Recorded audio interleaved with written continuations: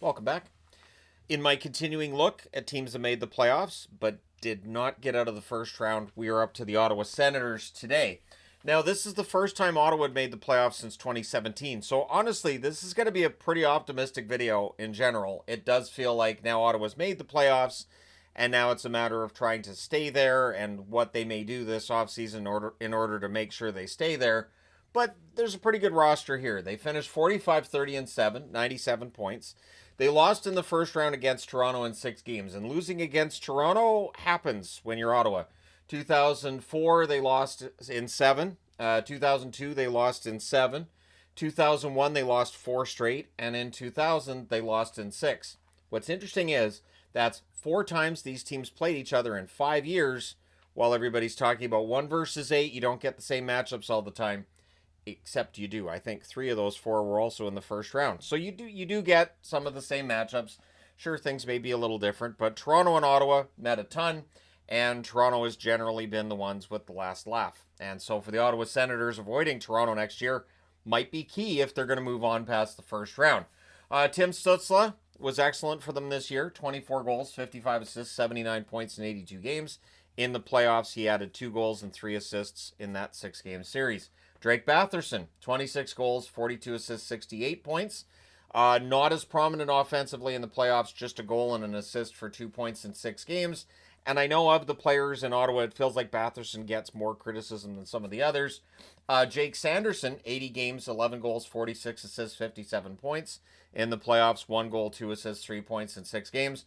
I think Sanderson is an excellent defenseman. Should be around the 60-point mark for years to come. Brady Tkachuk fell back a little offensively. 29 goals, 26 assists, 55 points in 72 games. In the playoffs, better offensively. 4 goals, 3 assists, 7 points in 6 games. So that bodes well. In the big games, Tkachuk is productive. Claude Giroux, 81 games, 15 goals, 35 assists, 50 points. In the playoffs, his points per game went up as well. 1 goal, 4 assists, 5 points in those 6 games. Shabbat, 9 goals, 36 assists, 45 points in 80 games. And in the playoffs, a goal and 3 assists for 4 points. Shane Pinto, 21 goals, 16 assists, 37 points in 70 games. In the playoffs, just 1 goal, 1 assist, 2 points for him there. So overall, it's a pretty good, experienced group in some places and young in others, and decent. And we'll see if Giroux returns. I would think he probably does. It sounds like he and the team are interested in keeping that relationship going. Linus Olmark, 25, 14, and 3 during the regular season, 909 save percentage. Bit of a struggle in the playoffs, though. 2 and 4 with an 880 save percentage. And I've said with Olmark from his time in Boston, he's a good goaltender, very good goaltender during the regular season. He does have some struggles in the playoffs. And I've seen people say, well, he didn't have much of a resume from his time in Boston because they were out in the first round. So there's that. Forsberg, 11, 12, and 3 record, 901 save percentage. Does he come back next year? Because Merrilainen looked quite good when he got called up. 8, 3, and 1 record, 925 save percentage. So I would think Merrilainen's the backup next year. Olmark's the starter, but we'll see what they do.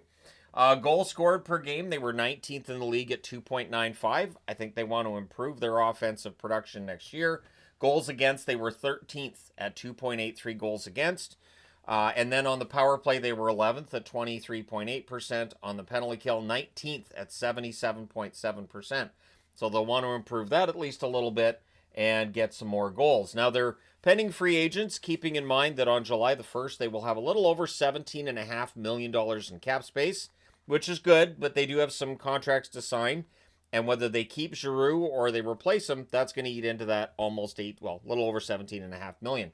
So you have Giroux as an unrestricted free agent. Nick Cousins. So the confusion of Dylan Cousins, Nick Cousins, probably won't be a thing next year. Highmore, Gaudette. Gaudette had a 19-goal season. It'll be interesting to see what his contract looks like for next year, and if that is in Ottawa. Hamonic on the blue line, Gilbert on the blue line, and Forsberg in net. So if Forsberg goes to market, I would think probably does. Merrilainen becomes the backup. You save a little bit of money there. Restricted free agents, I'll be interested to see how negotiations go between the team and Fabian Zetterlund. Zetterlund looked good. As a restricted free agent, he's going to get a raise. How much of a raise? How much will that eat into their cap space that they have available? Tyler Kleven, up for an extension, probably gets a year or two, and Merrilainen is up for extension as well. So if you see him as your backup next year, maybe you give him 2 years at a little over $1 million in cap hit for 2 years, that kind of thing, right? But we'll see how that turns out. So word has it they're looking to add at least one impact forward, so at least one top six forward. And I would imagine that would be even if Giroux comes back, that they'll still be looking for an impact top six forward. And they may also look at adding a top four defenseman. So in the event that they decide to move one of their young forwards, especially if that's with cap space in mind, odds are a defenseman would be coming back the other way. But we'll see how that all turns out. General manager Steve Staios, I would say making the playoffs means he had a successful year, and he's done a pretty good job coming into a situation that, it could have been a nightmare, absolutely could have been, when a team's missed the playoffs for this long. We know from Buffalo that it can be a nightmare going in, and if things don't get better. And then Travis Green as the coach behind the bench. I think he gets a lot of unwarranted criticism at times. I think he's a very good coach. Be interested to see what he's able to do this coming season.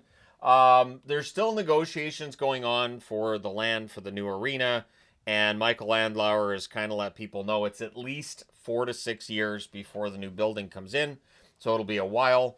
There's been a debate about how much green space and how much you have to cater to pedestrians and cyclists and everything else. It's been a lot, and so Andlauer's talked publicly about how he's kind of taken aback at some of the requirements that they're trying to put in place.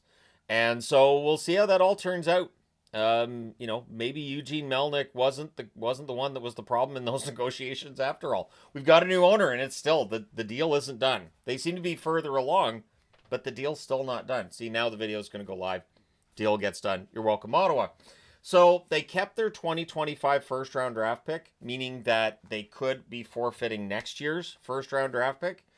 This tells you that they're very likely to remain in the hunt for the playoffs. You don't want to risk losing a draft pick that could have been Gavin McKenna, right? So, yeah, they're hoping the NHL reconsiders taking away one of their first-round draft picks. That's for the whole Dodonov situation.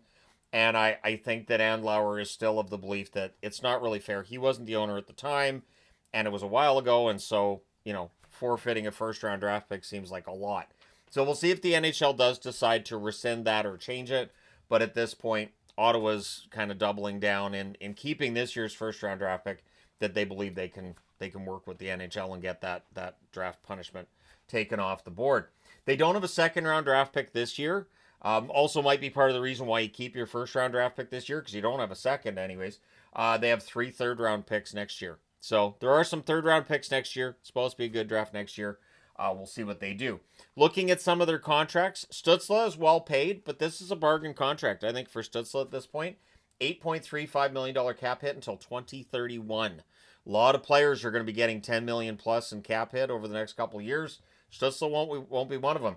Tkachuk, $8.21 million cap hit until 2028. Cousins, and this is Dylan Cousins, of course, $7.1 million cap hit until 2030. He was not living up to that contract with Buffalo. Seemed to be a much better fit with Ottawa. So things going forward between Cousins and the Sens look pretty good. Batherson, $4.98 million cap hit until 2027. So not this summer or next summer, but the following summer, Batherson would be looking at a raise. On the blue line, you got Sanderson at $8.05 million until 2032. A lot of people panned that contract when it got signed, but honestly, I think he's lived up to it pretty darn well so far. 57 points and all that. Chabot, $8 million cap hit until 2028, and I think that's fine for Chabot as well. These are two very good defensemen. Chabot's a real workhorse out there. And Zub, $4.6 million cap hit until 2027. Everybody in Ottawa loves Zub. I don't think anybody has a problem with that cap hit. Ullmark, $8.25 million cap hit until 2029. Again, seems reasonable considering the season that he had and that he helps Ottawa get back into the playoffs. But if he's not able to get them out of the first round, if that happens again next year, we'll probably revisit it, but I think it's probably still going to be fine. And if Ullmark has any struggles, if Merrilainen plays the way he did this year, could be quite the year for him next year too. So, yeah, let me know your thoughts in the comment section below in regards to the Ottawa Senators. there's cap space here. They've got a young team. They seem to be building their way up. So can they become a contender next year, and what would they need to do so? Is it a top 6 forward? Is it a top 4 defenseman? Is it both? Let me know your thoughts. Hit like and subscribe in the event you may not have done so already. Thank you guys so much for all your support as always. I will talk to you again soon.